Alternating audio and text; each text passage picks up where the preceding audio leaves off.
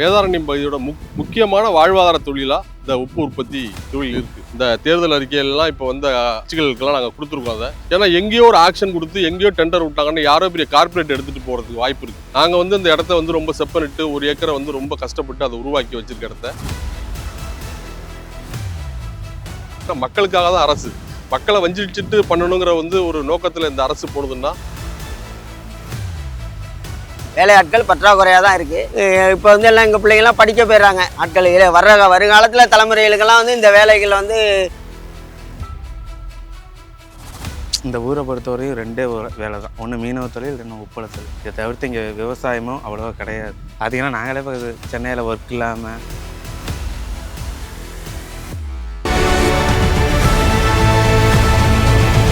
விகடன் வழங்கும் The Imperfect Show on Road Election Express powered by the Chennai Silks. Associate sponsor Poomer Shirts and Dhotis. மணப்பெண்ணின் பிரத்யேகமான திருமணப்பட்டு Vivaha the Chennai Silks. Dhotis and shirts nale Poomer da. Puma Majestic Collections Premium Dhotis and Shirts.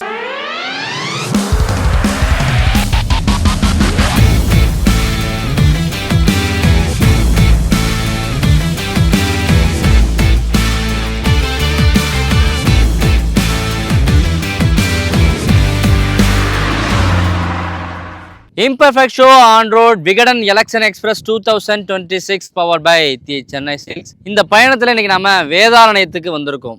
நாகப்பட்டினத்தில் மீனவர்கள் பிரச்சனையை பார்த்தோம். இப்போது உப்பள தொழிலாளர்களுடைய பிரச்சனையை பார்க்க போகிறோம். நம்ம எல்லாருமே உப்பு சாப்பிட்றோம். உப்பு சாப்பிடாத ஒரு நாள் நமக்கு இல்லவே இல்லை. ஆனால் இந்த உப்பு எப்படி தயாராகுது, இது தயாரிக்கிற உப்பள தொழிலாளர்களுடைய வாழ்க்கை எப்படி இருக்குது அப்படிங்கிறது நம்மள பல பேருக்கு தெரியாது.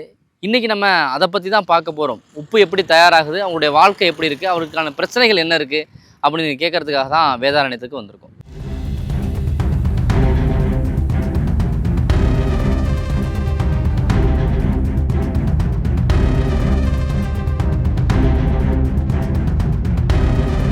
வேதாரண்யம் தமிழ்நாட்டில் பார்த்தீங்கன்னா 2வது இடம் வகிக்குது உப்பு உற்பத்தியில்.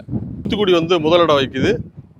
நம்ம நாகை மாவட்டம் வேதாரண்யம் 2வது இடம் வகிக்குது. இங்கே பார்த்தீங்கன்னா மொத்தம் 9,000 ஏக்கரில் உப்பு உற்பத்தி நடைபெற்றுட்டு இருக்கு. ஒரு வருஷத்துக்கு 6 லட்சத்துலேருந்து 7 லட்சம் மெட்ரிக் டன் உப்பு உற்பத்தி ஆகுது. இங்கே கிட்டத்தட்ட ஒரு 15,000 தொழிலாளர்கள் உப்பு உற்பத்தியில் ஈடுபட்டு இருக்காங்க. 1930 காந்தி தண்டியில் சத்தியாகிரகம் பண்ணப்ப வேதாரண்யத்தில் முதலறிஞர் ராஜாஜி தலைமையில் சர்தார் வேதரத்ன முன்னிலையில் இங்கே உப்பு சத்தியாகிரகம் நடைபெற்றது. இந்த உப்பு உற்பத்திங்கிறது பார்த்தீங்கன்னா, அதாவது ஜனவரி மாதத்தில் ஆரம்பித்து அக்டோபர் மாதம் வரைக்கும் இங்கே நடைபெறும். இதில் ஆண் பெண் தொழிலாளர்கள் கிட்டத்தட்ட ஒரு 15,000 பேர் வேலை பார்த்துட்டு இருக்காங்க.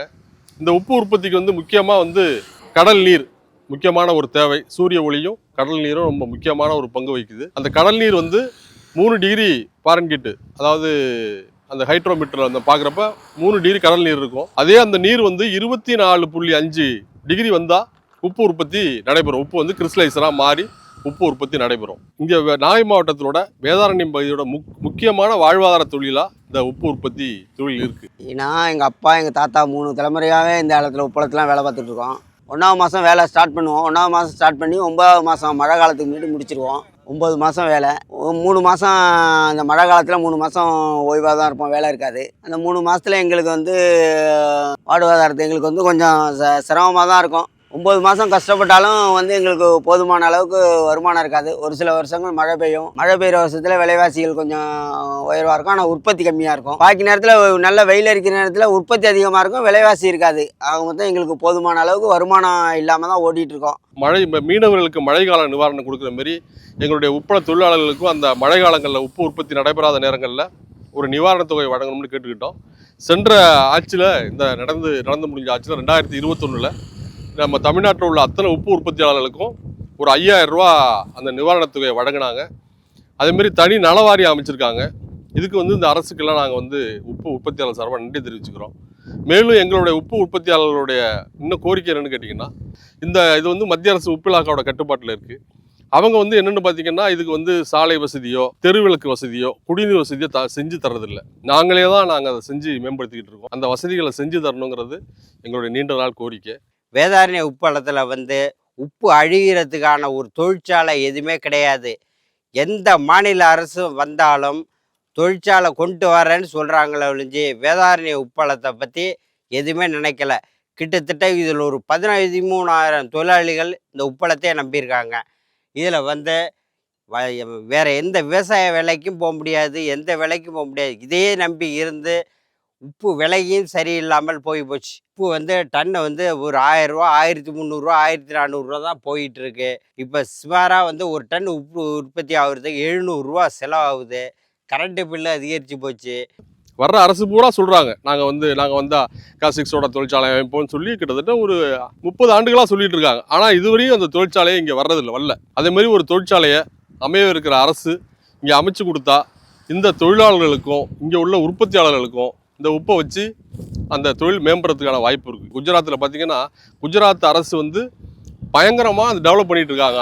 அந்த உப்பு உற்பத்தி துறையை தனி அமைச்சரவை கிட்டத்தட்ட பல ஆண்டுகளாகவே தனி அமைச்சரவை வச்சு இந்த தொழிலை மேம்படுத்தி நிறையா எக்ஸ்போர்ட் பண்ணிகிட்டு இருக்காங்க. அதாவது இந்தியாவிலே அதிகமாக எக்ஸ்போர்ட் ஆகிறது குஜராத்லேருந்து தான். கிட்டத்தட்ட 7 போர்ட் அவங்க வச்சு அதை உற்பத்தி பண்ணி அந்த உப்பை எல்லா நாடுகளுக்கு ஏற்றுறாங்க. அந்த வசதி நம்ம தமிழ்நாட்டில் இல்லை. தூத்துக்குடி மட்டும் இருக்குது. தூத்துக்குடியிலேருந்து பெரிய எக்ஸ்போர்ட் ஆகுதான்னு கிடையாது. இன்றைக்கி இந்தியாவில் உற்பத்தி ஆகிற உப்பை எக்ஸ்போர்ட் ஆகிறதுல ஒரு 5% தூத்துக்குடியிலேருந்து ஆகிறது இல்லை. ஆனால் 95% குஜராத்லேருந்து ஆகுது. அரசு இதை கவனத்தில் கொண்டு இந்த தொழிலை மேம்படுத்துறதுக்கு தனி அமைச்சரவை அமைச்சு இதை இன்னும் மேம்படுத்தணுங்கிறது உற்பத்தியாளர் வாயிலாக கேட்டுக்கிறோம். அதிகமாக நாங்களே இப்போ சென்னையில் ஒர்க் இல்லாமல் அதுமாரி தான் நாங்கள் வந்து சீசன் வேலை தான். அப்பப்போ வந்து ஒரு 3 மாதம் பார்ப்போம், அதுக்கப்புறம் போயிடும். அவங்கெல்லாம் கிட்டத்தட்ட ஒரு 8 வருஷமாக ஒர்க் பண்ணுறாங்க. அவங்கெல்லாம் சின்ன வயசுலேருந்து ஒர்க் பண்ணுறவங்க தான். அப்போலேருந்தே காலங்காலமாக உப்பள தொழில் மட்டும்தான் இங்கே. அதாவது மழைகளை அடிச்சிட்டுனா ஒன்றுமே பண்ண முடியாது. இங்கேருந்து இந்த ஊரை பொறுத்தவரையும் 2 வேலை தான். ஒன்று மீனவ தொழில், இன்னும் உப்பள தொழில். இதை தவிர்த்து இங்கே விவசாயமும் அவ்வளோவா கிடையாது. பார்த்திங்கன்னா விவசாயம்லாம் கிடையாது. இந்த விவசாயம் விளையிற பூமியும் கிடையாது. அப்படிங்கிற பொறுத்து வெயில் இங்கே ஜாஸ்தியாக இருக்கிறதுனால இங்கே உப்பு நல்லாவே விளையும். கடந்த 31/3/2021 எங்களுடைய குத்தகை காலம் முடிவுட்டுருது. அதை ரினியூவல் பண்ணி கொடுத்துட்டு இருந்தவங்க இப்போ என்னென்னு கேட்டிங்கன்னா, இல்லை ரினியூவல் கிடையாது, நாங்கள் ஆக்ஷன் தான் விடுவோம், டெண்டர் விடுவோம், யாருனாலும் எடுக்கலாங்கிற மாரி ஒரு விதியை வந்து இந்த அரசு, மத்திய அரசு உப்புலாக்கா கொண்டு வந்தது. அதனால் பாதிக்கப்படுறது வந்து பார்த்திங்கன்னா எங்களுடைய உற்பத்தியாளர்கள். ஏன்னா நாங்கள் அந்த 1 ஏக்கரை செப்பனிட்டு அதை வந்து மேம்படுத்தி, தரிசாக கிடந்த இடத்த மேம்படுத்தி அதில் போர்வெல் பண்ணி அதை தெப்பம் போட்டு நிறையா அதுக்கான எல்லாமே நாங்கள் இப்போ இன்ஃப்ராஸ்ட்ரக்சரை பூரா நாங்கள் ஏற்படுத்தி வச்சுருக்க இடத்த எங்கேயோ உட்காந்துட்டு இருக்க ஒரு கார்ப்பரேட் கம்பெனிக்காரங்களோ யாரோ ஒருத்தர் இந்த இடத்த வந்து டெண்டர் எடுத்துகிட்டு போகிறதுக்கான வாய்ப்புகள் இருக்குது. அப்போ இதில் வேலை பார்க்குற 15,000 தொழிலாளர்களுடைய வாழ்வாதாரமும் இங்கே இருக்க 800 உற்பத்தியாளரோட வாழ்வாதாரமும் பாதிக்கப்படும். இதேமாரி இந்தியா முழுக்க எல்லா இடங்களுக்கும் பாதிப்பு உள்ளாகும். இதை எதிர்த்து தான் நாங்கள் வந்து நீதிமன்றத்தை நாடி இருக்கோம். அதுமாரி இந்த உப்பு ஏற்றுமதி பண்ணுறதுலேயும் நிறையா சவால்கள் இருக்குது. இப்போ குஜராத்லேருந்து எங்கே பார்த்தாலும் இந்த உப்புகள் கொண்டாந்து இறக்கி, ஏன்னா அவங்களுக்கு வந்து ஒரு டன்னு உப்பு உற்பத்தி பண்ணுறதுக்கு 150 160 ரூபா செலவாகுது. எல்லாமே மெக்கானிசமாக பண்ணுறாங்க. நாங்கள் அப்படி கிடையாது. எல்லாமே மேனுவல், ஆட்களை வச்சு ஆட்கள் மூலியமாக தான் இந்த உப்பு உற்பத்தி தொழில் நடக்குது. அவங்க அந்த ப்ரொடக்ஷன் காஸ்ட்டை கம்மி பண்ணி நாங்கள் இதை மாதிரி ஒரு டன்னுக்கு எங்களுக்கு வந்து கிட்டத்தட்ட 800 முதல் 900 வரைக்கும் உற்பத்தி காஸ்ட்டே ஆகுது. அப்போ எங்களால் போட்டி போட முடியாத சூழ்நிலை. இதெல்லாம் பெரிய சவால்கள் எங்களுக்கு. இதெல்லாம் வந்து இதுக்கெல்லாம் அரசு வந்து உதவி பண்ணணும். உதவி பண்ணி இந்த தொழிலை வந்து மேம்படுத்துறதுக்கு எல்லா வசதிகளும் பண்ணி கொடுத்தா இன்னும் மேலும் ஒரு சிறப்பான தொழிலாக அதை பண்ண முடியுங்கிறது நாங்கள் நினைக்கிறோம். 1 ஏக்கர் உப்பளம் வேலை செய்யணும்னா 3 ஆள், குறைஞ்சபட்சம் 3 ஆள் வேணும். 3 ஆள் இருந்தால் தான் அந்த வந்து இவங்க பாத்தி வாரி உப்பு அள்ளுறது கரெக்டான அந்த 4 நாள் வாரோன்னா 4 நாளில் அந்த உப்பை வாரி அள்ளுறது கரெக்டாக 3 ஆள் வேணும் 1 ஏக்கருக்கு. ஆனால் இப்போ குடும்பம் வரைக்கும் 1 ஆள் 2 ஆள் இப்படி தான் ஓடிட்டு இருக்கு. ஆட்கள் வருங்காலத்தில் தலைமுறைகளுக்கெல்லாம் வந்து இந்த வேலைகளை வந்து செய்கிறதுக்கு இன்ட்ரெஸ்ட் இல்லாமல் தான் இருக்குது. ஏன்னா போதுமான வருமானம் இல்லை. இங்கே நிழலில் வெயில் தாக்கு பிடிக்கல, நிழலில் கடைக்கு இதுமாரி டவுனை பார்க்க போயிடுறாங்க. இதான் மழை தண்ணி வடிகால் சரியானபடி வடிவப்பட்டது. 100 அடி வாய்க்கால்னு ஒரு வாய்க்கால் இருக்குது. அது எல்லைக்கல் போட்டிருக்காங்க. அந்த வாய்க்காலுக்கு 2 பக்கம் பண்டு இல்லாததுனால கடல் தண்ணி நேராக உப்பளத்துக்குள்ளே வந்துடுது. வர்றதை விட அடுத்தபடியாக என்னென்னா வேதாரண்யம் கடத்தூரில் உள்ள தண்ணி எல்லாமே உப்பளத்தை பார்க்க வந்து நாங்கள் வந்து உப்பு உற்பத்தி பண்ணுற இடத்துல வந்து நல்ல தண்ணி பட்டோன்னு உப்பு உற்பத்தி ரொம்ப நாளுக்கு நாள் டவுன் ஆகிட்டு இருக்கு. ஒரு வருஷத்துக்கு 6 லட்சம் டன் உப்பு உற்பத்தி ஆகுறது. இந்த வருஷம் கடந்த 2 வருஷமாக 3 லட்சம் இல்லை 4 லட்சம் டன்னு தான் உற்பத்தி ஆகுது. நாளுக்கு நாள் குறையுது. இப்போ நீங்கள் எல்லாம் உப்பு வந்து எல்லாருமே உப்பை யூஸ் பண்ணாதவங்க யாருமே இருக்க முடியாது. ஆனால் அது எப்படி உற்பத்தி ஆகுதுங்கிறத பற்றி நான் உங்கள்கிட்ட சொல்லணும்னு நினைக்கிறேன். இப்போ எப்படின்னு கேட்டிங்கன்னா, இந்த பாத்திகள் இருக்குது. இந்த பாத்திகள் வந்து மழை காலங்களில் பார்த்தீங்கன்னா ஃபுல்லாக முழுந்தி தண்ணீர் வந்து கிட்டத்தட்ட ஒரு 3 அடிக்கு தண்ணி இருக்கும்.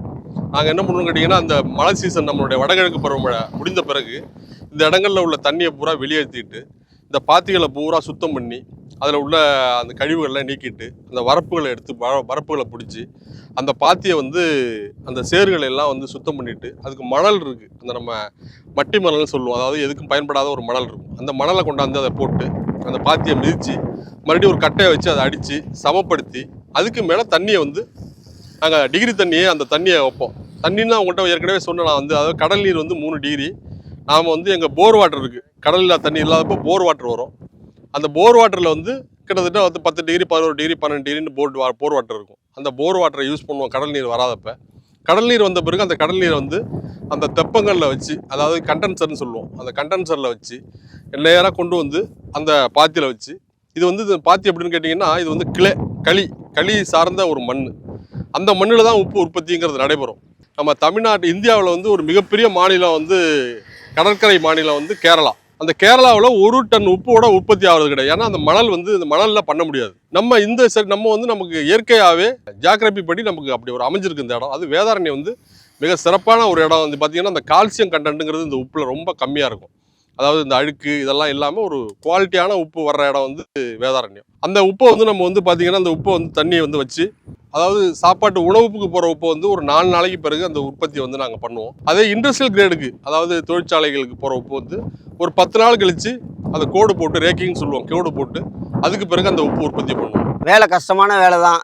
இருந்தாலும் இங்கே வந்து இந்த வேதாரண்யத்தை பொறுத்தளவு வந்து இந்த தொழில் தான் பிரதான தொழிலாக இருக்கிறதுனால இதை தான் நாங்கள் விடாமல் 3-4 தலைமுறையை தான் செஞ்சுட்டு இருக்கிறோம். விடிய காலம் வந்து உப்பு அள்ளுவோம், உப்பு அள்ளிட்டு வெயில் அலம்பத்தில் உப்பு அள்ளிட்டு அதுக்கு பிறகு பாத்தியை வாருவோம். பாத்தி வாரதை வந்து ஒரு 6 மணி 6 பொழுது விடிஞ்சதுக்கு பிறகு வெளிச்சத்தில் தான் பாத்தி வாருவோம். பாத்தி வாரி முடிக்கிறதே எங்களுக்கு 11 மணி 12 மணி ஆகும். வெயிலில் தான் நாங்கள் வாரணும். ஏன்னா இருட்டில் வாரினா உப்பு அவ்வளவு சுத்தமாக இருக்காதுங்கிறதுனால இரவில் வந்து உப்பு அள்ளுவோம், பகலில் வந்து பாத்தி வாருவோம். அந்த தயார்படுத்துகிற மாதிரியான வேலைகள்லாம் வந்து அந்த மழை காலம் முடிஞ்சோன்னா 1ஆம் மாதம் வந்து இந்த உப்பு வந்து மழையினால் சேதமடைஞ்சதெல்லாம் சரி பண்ணுவோம். 1ஆம் மாதத்துலேருந்து 2ஆம் மாதம் வரைக்கும் தரிசு வேலைன்னு சொல்லி அந்த இதெல்லாம் பாத்தியெல்லாம் சரி பண்ணி உப்பு எடுக்க வர்றதுக்கு ஒரு 30 நாள் 40 நாள் ஆகும். 40 நாளைக்கு பிறகு தான் உப்பு வரும். தொழிற்சாலை ஒன்று வேணும்.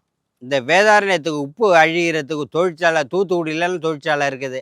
இந்த தொழிற்சாலை ஒன்று வந்தாக்க இந்த 13,000 தொழிலாளர்களுக்கு ஒரு ஒரு ஒரு இதாக ஞாபகார்த்தமாக இருக்கும்.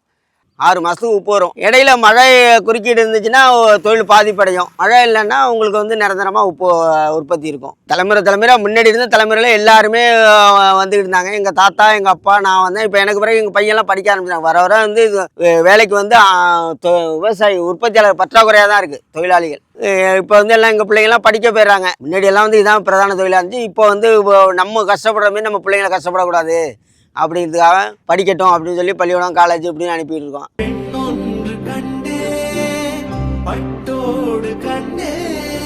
மணப்பெண்ணின் பிரத்யேகமான திருமணம் Vivaha the Chennai silks. Surprise! Dhotis and ஷர்ட்ஸ்னாலே பூமர் தான். Puma Majestic Collections, premium dhotis and shirts.